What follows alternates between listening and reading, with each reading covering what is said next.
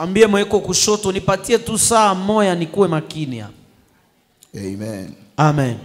Je dis merci à notre père spirituel, l'apôtre Gabriel Tikiko. Nasema asante kwa baba yetu wa kiroho mtume Gabriel Tikiko. C'est parce qu'il a permis que nous sommes en train de vous enseigner depuis le début de cette semaine. Ni kwa sababu alitupatia ruhusa tuwafundishe toka mwanzo ya wiki hii. Je dis merci à sa personne. Ninasema asante kwake pour cette marque de confiance. Kwa hiyo tumaini. Nous avons beaucoup de prédicateurs à Jéhovah Nissi. Tuna wahubiri wengi Jéhovah Nissi. Si il a voulu que je sois celui qui vous prêche, kama alikusudia niwe mwenye na wahubiri, c'est par la grâce de Dieu. Ni kwa neema ya Mungu. Des fois je dis à mes amis dans la foule de Jésus, lorsque Jean-Baptiste parlait, dans sa foule il y avait Jésus. Wakati Yohana Mbatizaji alikuwa akiongea, kulikuwa Yesu mwa hiyo umati mbele yake. C'est une façon de dire, ce n'est pas parce qu'on est debout qu'on connaît plus que tout le monde. Ni kusema haiko juu tuko mbele ya watu ndio tunajua vyote zaidi ya benye biko mbele. C'est parce que la grâce de Dieu qui doit te bénir doit passer simplement par nous. Ni kwa sababu tu neema ya Mungu yenye takubariki inampitia mtumishi.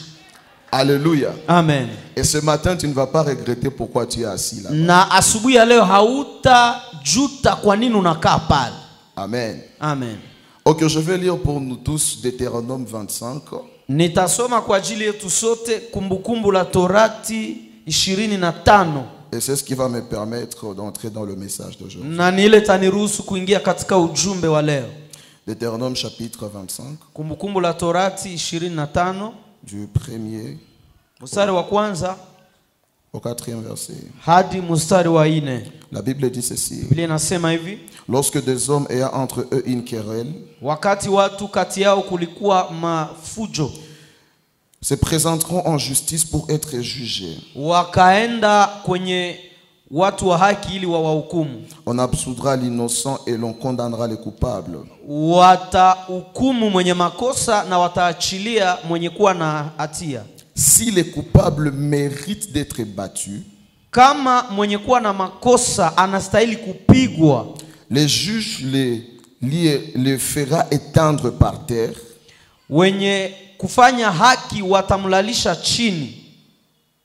Et frapper en sa présence d'un nombre de coups proportionné à la gravité de sa faute. Watampiga fimbo zenye zinakuwa na hesabu ya ukubwa ya makosa yake. Il ne lui fera pas donner plus de 40 coups. Hawatampiga zaidi ya fimbo 40. De peur que s'il continuait à le frapper en allant beaucoup au-delà, ili wakiendelea kumupiga wakivukisha hiyo hesabu, ton frère ne fut avili à tes yeux. Amen. Amen.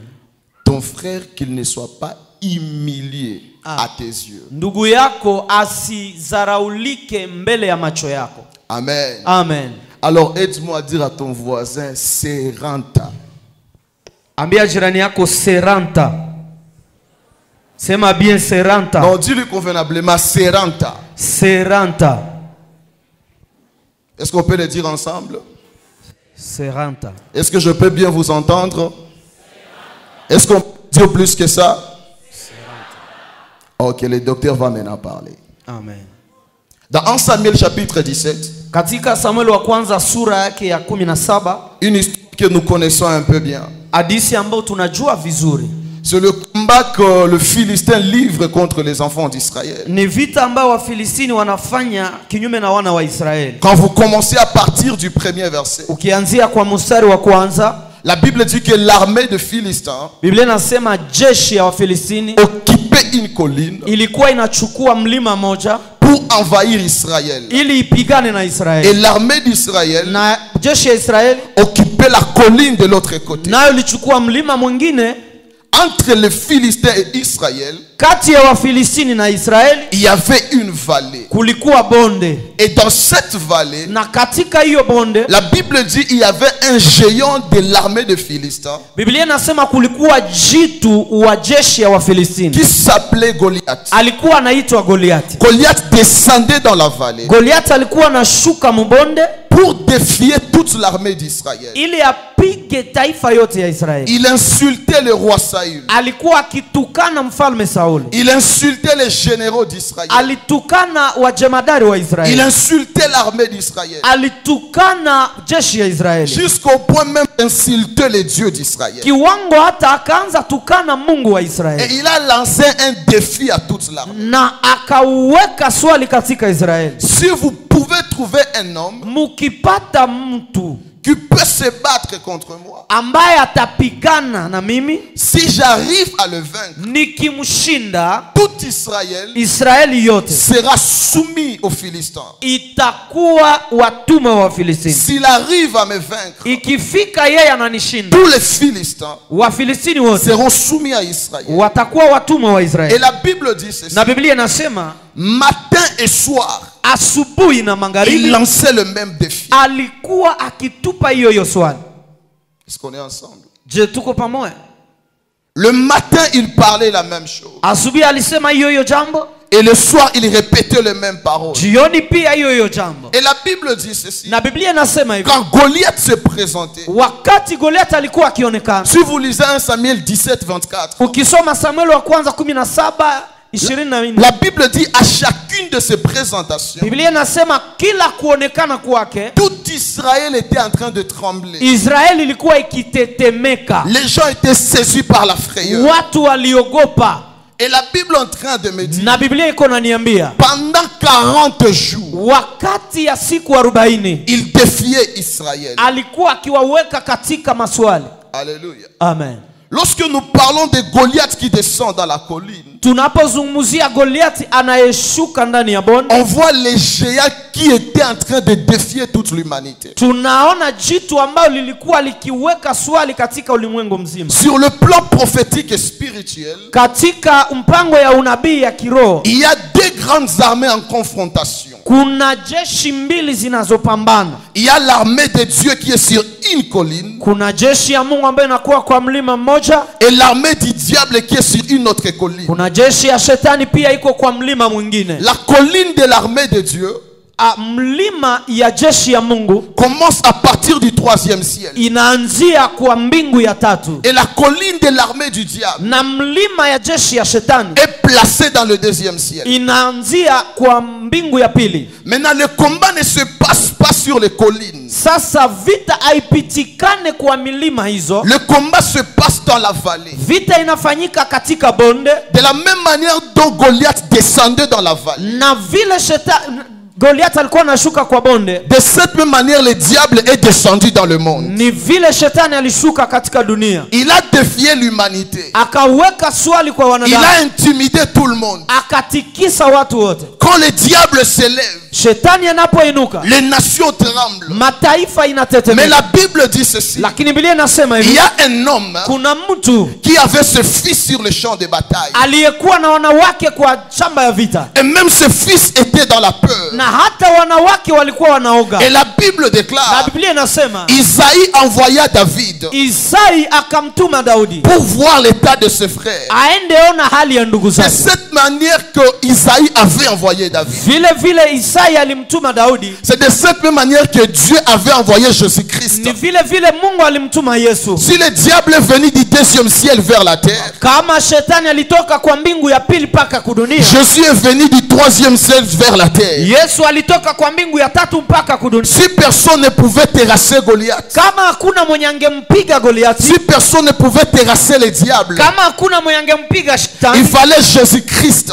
ilimbidi Yesu lui Kristo, qui est de la postérité de David, yeye ambaye ni wa kizazi cha Daudi, puisse affronter les diables. apige shetani. Et comme David avait vaincu Na Goliath, vile Daudi alimshinda Goliathi, Jésus-Christ a aussi vaincu le diable. Yesu Kristo alimshinda shetani. Écoutez maintenant, Sikia sasa, la loi du combat spirituel, sheria ya vita ya kiroho ce n'est pas une loi qui permet à tout le monde de combattre. sio sheria inayotuma kila mtu apigane. La loi du combat spirituel, Sheria ya vita ya kiroho c'est une loi de représentation. ni sheria ya kuwakilishwa. Si votre représentant gagne, kama mwakilishi wenu anashinda, vous aussi vous gagnez. na nyinyi mnashinda. Si votre représentant perd, Kama mwakilishi wenu vous anapoteza, aussi vous perdez. na nyinyi mnashindwa. Et le plus grand combat Na vita kubwa se fait entre le diable et Jésus-Christ sur la croix. ilifanyika kati ya Yesu na shetani msalabani. Comme à la croix Jésus a vaincu le diable, Vile Yesu alimshinda shetani nous msalabani, qui sommes dans le camp de Jésus, sisi ambao tuko katika kambi ya nous Yesu sommes automatiquement dans la victoire. tuko washindi pale pale. Nous sommes automatiquement dans la victoire. Pale pale sisi ni washindi. J'aimerais parler à un enfant de Jéhovah. Nous Nilitaka niongee na mtoto mmoja wa ne Jehova. combattons pas pour vaincre, Hatupigane juu tushinde, mais nous entrons dans le combat pour manifester la victoire de la croix. lakini tunaingia ndani ya vita ili tuoneshe ushindi wa Golgotha. J'aimerais dire ceci à tes ennemis. Nilitaka ambia adui zako hivi, Ils sont vaincus d'office. walishashindwa tayari.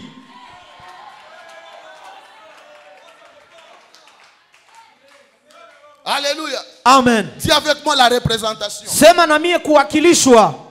Le combat spirituel, c'est comme le tir au but. Vita ya kiroho ni kama vile Le penalty. mapenalti.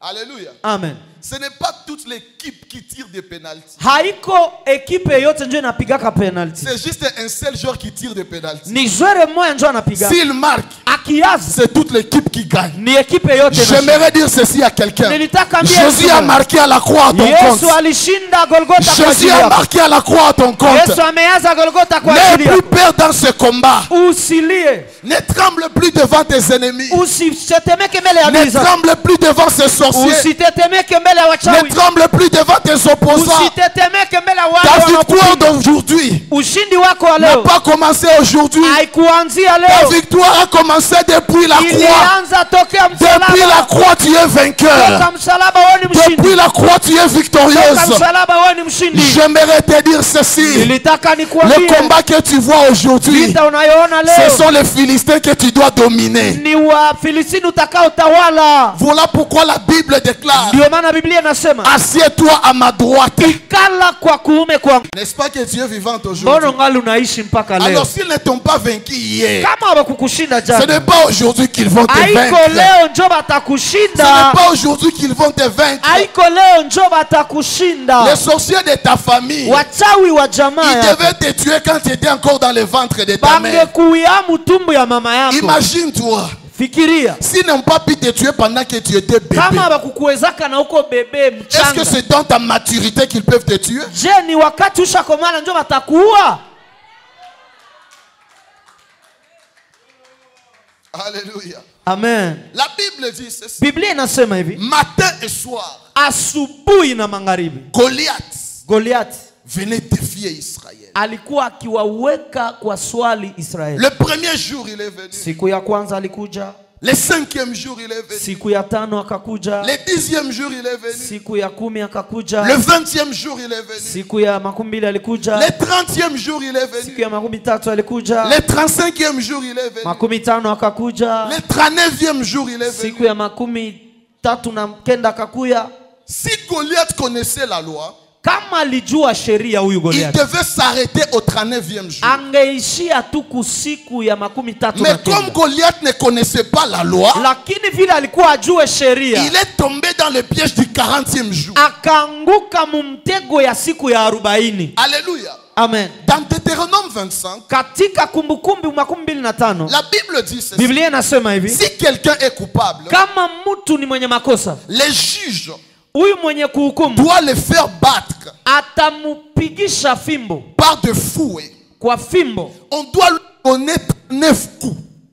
Batampiga fimbo 39. On ne doit pas lui frapper le 40e coup. Basi mupige fimbo ya 40. Parce que le 40e coup, Kwa sababu hii fimbo ya 40 c'est le coup de l'opprobre. ni fimbo ya ole, C'est le coup de l'humiliation. ni fimbo ya kuzarauliwa, C'est le coup du déshonneur. ni fimbo ya kukosewa heshima. Alors Goliath ne connaissait pas cette loi. Sasa Goliath alikuwa ajue hii sheria, Il a humilié Israël akazarau Israeli pendant 39 jours. siku 39. S'il était intelligent, Angekuwa na akili, il devait s'arrêter par là. angeishiaka pale, Mais il a commis une erreur. lakini akafanya makosa. Et quand il a commis l'erreur, Alipofanya hiyo kosa, Dieu s'attendait à ce que le 40e jour que Goliath ne se présente pas. Mungu alikuwa anajua kuchunga hiyo siku 40 ya Goliathi isifike. Mais à la grande surprise, Lakini kwa mshtuko mkubwa, Goliath se présente. Goliathi anaonekana. Et Dieu est surpris. Na Mungu anashangaa. Il dit ceci. Anasema hivi, Même si Israël hata kama est Israeli coupable à mes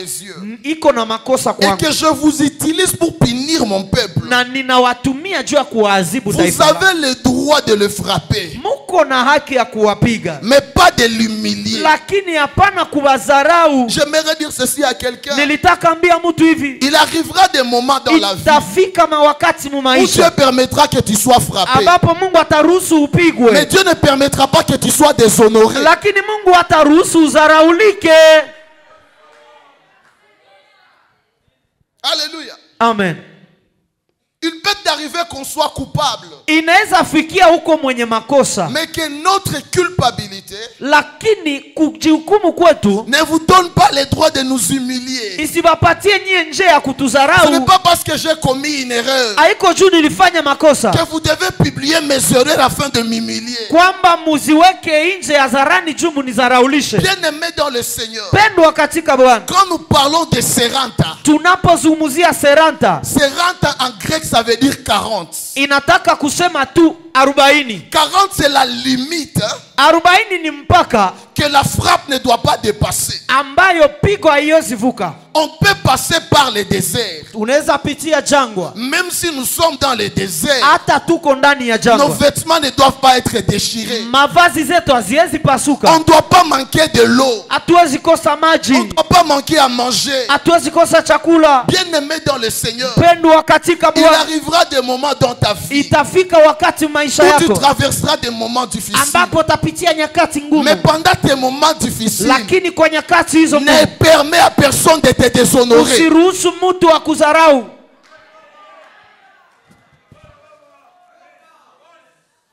Ce n'est pas parce que je manque d'argent aujourd'hui Aïko, que vous devez m'appeler le premier des pauvres. Haiko juu nakosa pesa leo njoo uniite maskini wa kwanza. Alléluia. Amen. Ce n'est pas parce que j'ai commis un péché que je suis devenu le plus grand pécheur. Si kwamba nilitenda zambi njoo nimekuwa mfanya zambi mkubwa zaidi ya wote. Alléluia. Les sages disent que l'erreur est humaine. Wenye hekima wanasema kila mtu mwenye mwili anafanya makosa. Personne n'est à l'abri des erreurs. Hakuna mwenye haezi fanya makosa. Si c'est arrivé à l'autre, ça peut aussi vous arriver. Kama ilimfikia mwingine na wewe inaweza kufikia. Alors pendant que l'autre est par terre, Sasa wakati mwingine iko chini, ne viens pas l'écraser. usikie mkanyanga. Si tu déshonores l'autre pendant ces moments de faiblesse, Ukimkosea heshima mtu wakati ya maudhaifu tu yake, risques de tomber dans ce qu'on appelle seranta. unaweza anguka mwile inaitwa seranta. Alléluia. Le monde spirituel fonctionne sur base de lois et de principes. Ulimwengu wa kiroho inatembea kulingana na makanuni.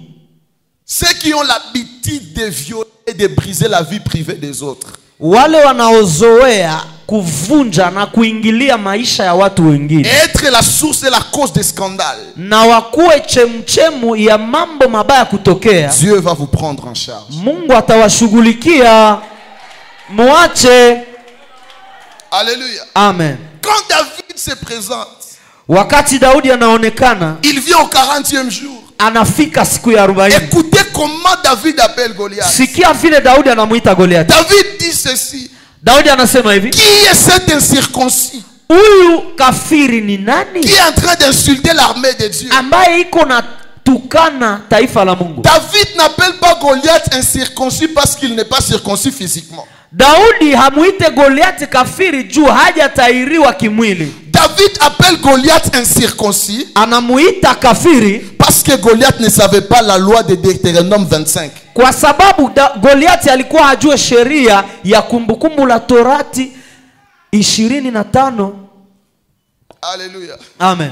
Bien-aimé, Mpendwa, celui qui te combat aujourd'hui, anayekupiga vita leo, Dieu va placer une ignorance dans sa tête. Mungu ataweka upumbavu mkichwa chake. Celui qui te combat aujourd'hui, Anayekupiga vita Dieu leo, va placer une ignorance dans sa tête. Mungu ataweka upumbavu Celui mkichwa qui te chake. combat aujourd'hui, Anayekupiga vita Dieu leo, va placer une ignorance dans sa tête. Mungu anaenda weka Je upumbavu. déclare à ce moment, Ninatangaza sous sasa l'onction apostolique de mon Père, chini ya upako ya et sous la kitume ya grâce de maintenant, na cheo laisse tena que sasa. tes ennemis Acha adui zako soient frappés par l'ignorance. wapigwe na upumbavu, Sois frappé par l'ignorance. wapigwe na Que upumbavu. là où ton ennemi passera, Kwenye adui yako qu'on atapita, l'appelle incirconcis, wamuite asiyetahiriwa, qu'on l'appelle ignorant, wamuite qu'on asiyejua, l'appelle bête. wamuite asiyejua.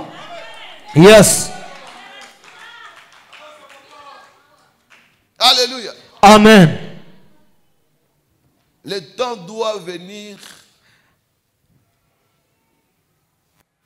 un moment où les gens, avant de vous combattre, ils doivent d'abord se poser beaucoup de questions. Inafika wakati yenye watu mbele wa kupige vita wajiulize vya mingi. Est-ce que nikaangaje ifront d'habito kama? Nikipima eske ndakuwa Alléluia. Amen. Maintenant, lorsque David arrive, Wakati Daudi, je sens que je veux prêcher. ninasikia kama nitahubiri mtu mmoja. Quand David arrive, Wakati Daudi anafika, il rencontre Goliath anakutanana na Goliathi qui a déjà dépassé les limites. ambaye aishavukisha mipaka. Alors si Goliath dépasse les limites, Kama Goliathi anavuka mipaka, Dieu va donner à David la force de les repasser. Mungu anampatia Daudi nguvu ya kumupita na yeye. Alléluia. Amen. Si Goliath dépasse les limites, Goliathi akivukisha mipaka, Dieu va donner à David la force de le repasser. Mungu anapatia Daudi nguvu ya kumurepase. Alléluia.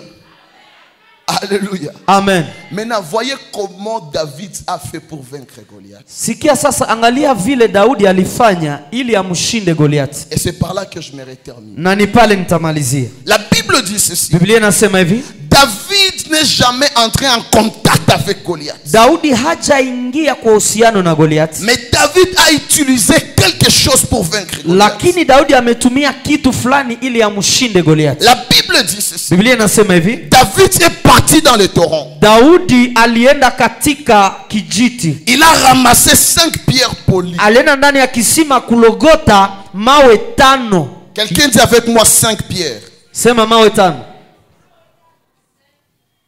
Suivez-moi très bien. Unisikie vizuri.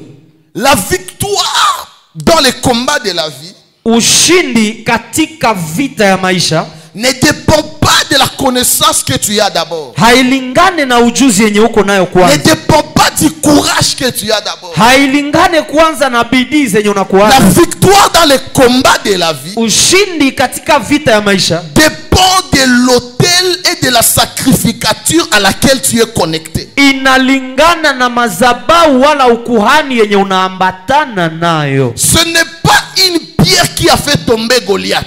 Sio jiwe yenye limuua Goliathi. C'est un sacerdoce tout entier qui a fait tomber Goliath. Lakini ni ukuhani mzima iliyoangusha Goliathi. Alléluia. Amen.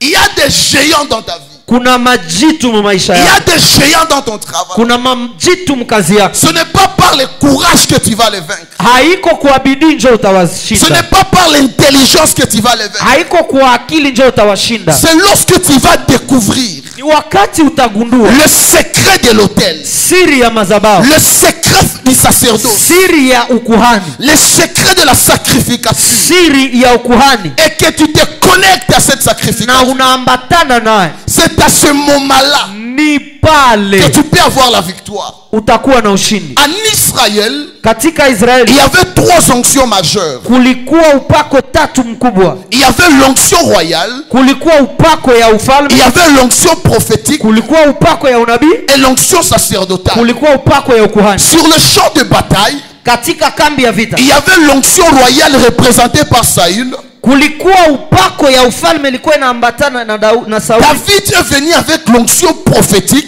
Daudi alikuja na upako ya unabii parce qu'il avait reçu l'huile du prophète Samuel. Kwa sababu alipokea mafuta kwa nabii Samuel. Et il a prophétisé la mort de Goliath avant de tuer Goliath, qui fait de lui un prophète. Na alitangaza kifo cha Goliath mbele ya kumuua na ikamfanya kuwe nabii. Mais sur ces champs de bataille, Lakini katika hapa shamba ya il vita manquait une onction kulikosa upako moja, qui était l'onction du sacrificateur. ambayo ilikuwa ni upako ya kuhani. Bien-aimé dans le Seigneur, Mpendwa, tu peux avoir l'onction royale. unaweza kuwa na upako ya ufalme, Tu peux avoir la force de travailler. unaweza kuwa na nguvu ya Tu kutumika, diriges là où tu es. unaongoza kwenye huko, Tu commandes là où tu es. unatawala Mais kwenye huko. un géant s'élève. Lakini jitu mwana Et tu commences à te cacher comme Saül. unaanza jivicha kama Sauli.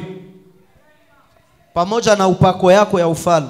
Alléluia. Amen. Tu peux avoir l'onction prophétique. Unaweza kuwa na upako ya unabii. Tu parles et les choses arrivent. Unasema na vitu vinatokea. Tu déclares et les choses s'accomplissent. Unatangaza vitu Mais vinatendeka. un géant peut s'élever. Lakini jitu mwana anaweza Et simama. quand ce géant s'élève, Na anaposimama, malgré ton onction prophétique, ingawaje upako yako toi ya aussi tu unabii, te caches. unajivicha. Bien-aimé dans le Seigneur, Pendwa katika Bwana, lorsque par ta force, kupitia nguvu zako, lorsque par ton intelligence, wakati kupitia akili yako, lorsque par tes connaissances, wakati kupitia watu na wajua, tu n'arrives pas à vaincre, aufikie tu kushinda, dois comprendre ceci. unapasha elewa Il hivi. faut que tu te connectes au sacrificateur. Inakubidi uambatane na kuhani. Voilà pourquoi David, Ndio maana Daudi il est parti dans le torrent. alienda huko kwenye kisima, Il a ramassé 5 pierres. akalogota mawe tano. Pendant qu'il ramassait le pierre, Wakati alikuwa akilogota mawe, les gens voyaient des cailloux. watu waliona mawe, Mais sur le plan spirituel, lakini kiroho il était en train de ramasser les sacerdoces. alikuwa akilogota ukuhani. Il était en train de ramasser les sacerdoces. Alikuwa akilogota ukuhani. Quand vous lisez le livre de Nombre, Unaposoma kitabu cha Hesabu,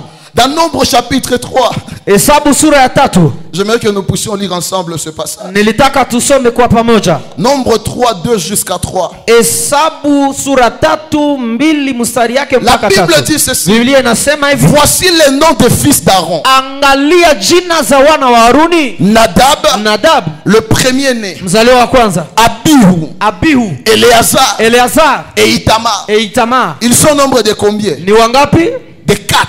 Ni waine. Aaron avait 4 fils. Haruni alikuwa na watoto ine. Et quand David va les torrents, Na wakati Daudi anaenda il kwa commence à ramasser le premier fils d'Aaron. anaanza logota mtoto wa kwanza wa Il Haruni. ramasse le deuxième fils d'Aaron. Analogota wa pili. Il ramasse le troisième fils Analogota d'Aaron. wa tatu. Il ramasse le quatrième fils d'Aaron. Analogota wa ine.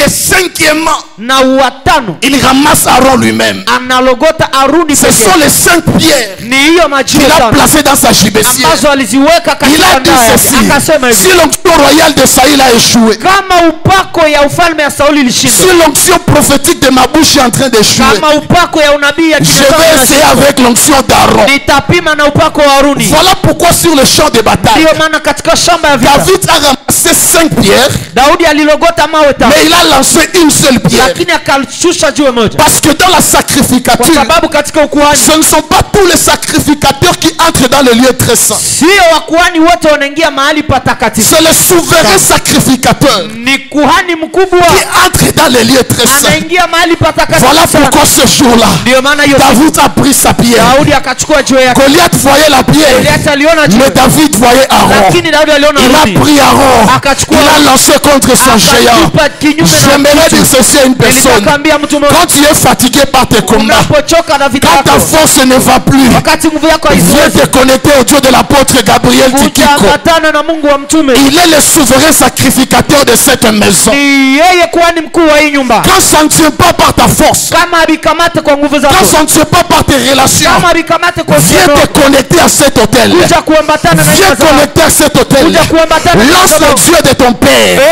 Angalia Mungu wa baba yako. Lance le Dieu de ton père. Utupe Mungu wa baba yako. Lance le Dieu de l'apôtre Gabriel Tupe Tikiko. Mungu wa mtume Gabriel. Lance le Dieu de cet homme de Dieu. Tupe Mungu wa huyu mtu wa Mungu. Bien-aimé dans le Seigneur. Pendwa katika Bwana. Ici à Jéhovah Nissi, Hapa Jehova on a la grâce d'avoir un père qui a l'appel, qui a le mandat, qui a le ministère, qui a l'onction. tuna neema ya kukuwa na baba anayekuwa na wito, ametumwa na ana neema ya Bwana.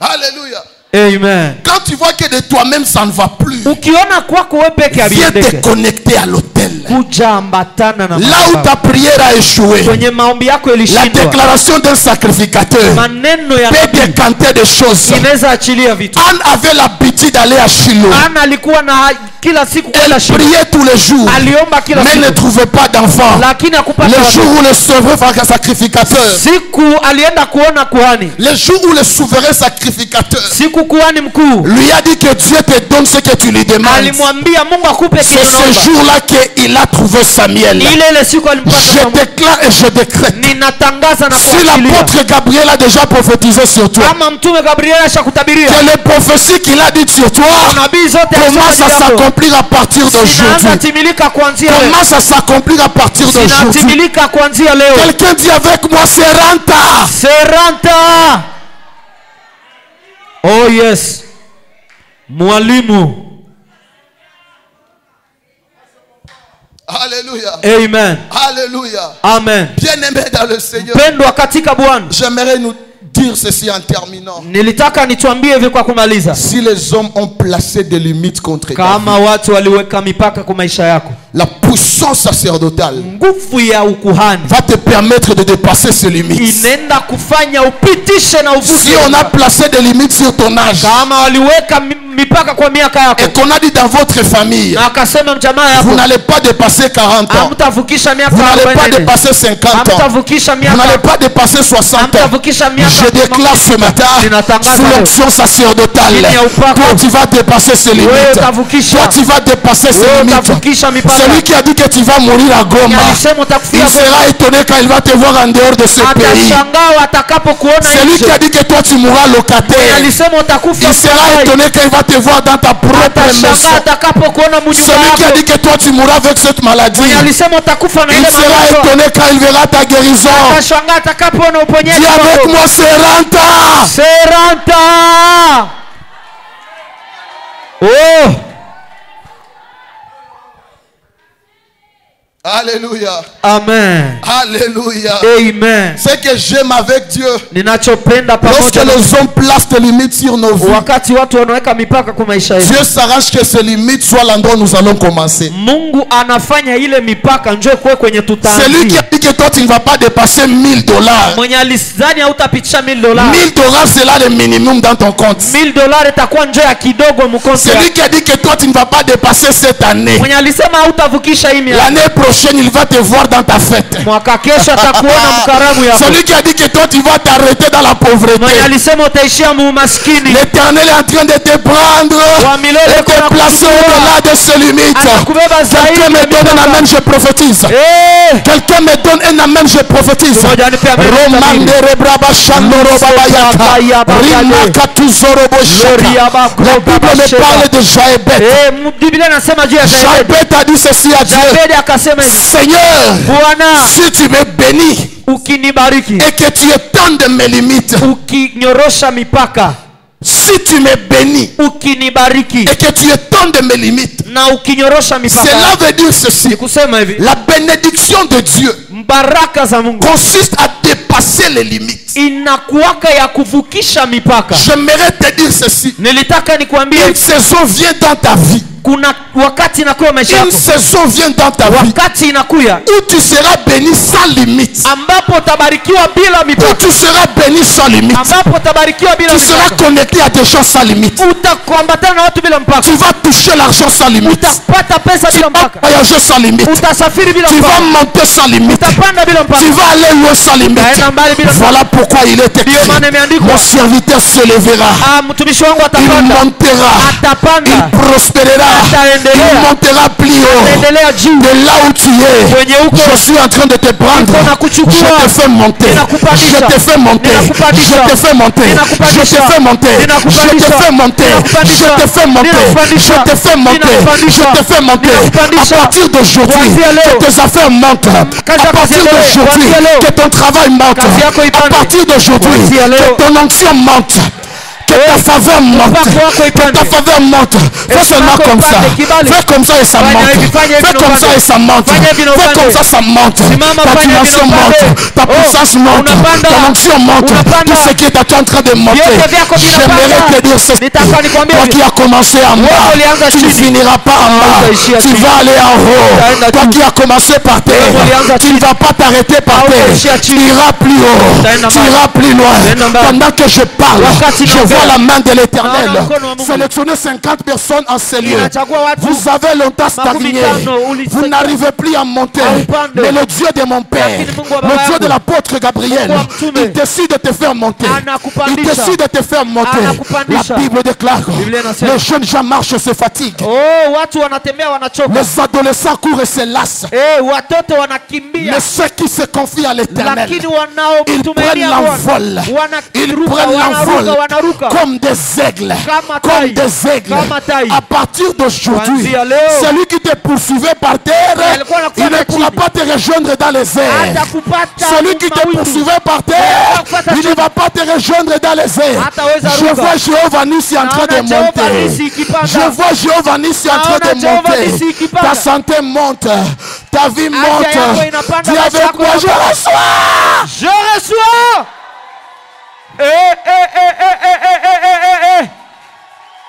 Mwalimu,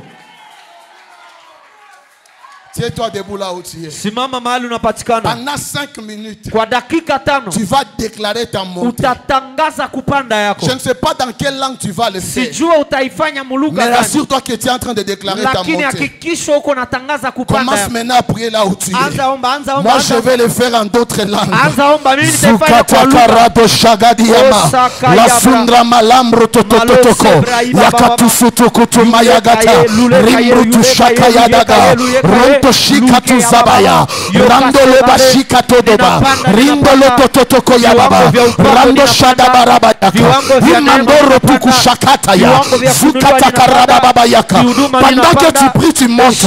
Pendant que tu fais monter ta prière, il est en train de monter. Zakaraba, Ramalodi Abashea, Rimandoro Sharabayaka, Zututututumaya, Izamalushera, Eloria Mando Zoriaba, Jambro Mayabraki, Keluzabayadaya, Shama Malabayaka, Zota Kandubarakia, Katatuja Gabaya, Raposheketebaya, Rimalabra Shababa, Zakatorabayaka, Rimandola Kurabayaka. Ne me regarde pas prier. Ne me regarde pas prier. Ne me regarde pas prier. Zoprakata. Jitototoko. Zatorapaya.